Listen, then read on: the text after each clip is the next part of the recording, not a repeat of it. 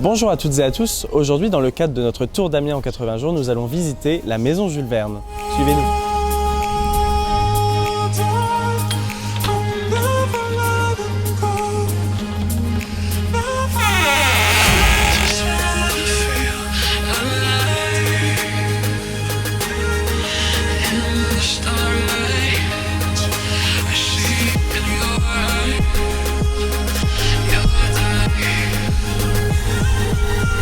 Je suis Bernard Sinoquet, je suis donc le responsable de la maison de Jules Verne.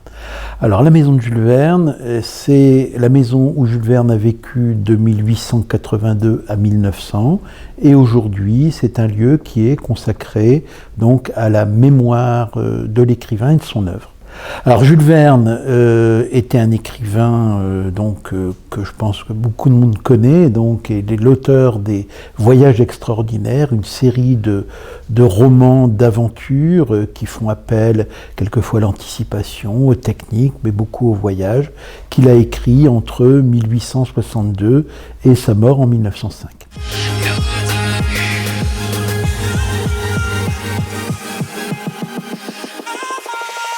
Alors je suis Fanny Lavandier, je suis la responsable adjointe de la maison de Jules Verne et la médiatrice jeunesse également. On fait de très belles visites à la maison de Jules Verne, donc vous commencerez par rentrer par les anciennes écuries de la demeure, vous serez accueillis et puis ensuite menés vers ce magnifique jardin d'hiver qui se trouve derrière moi.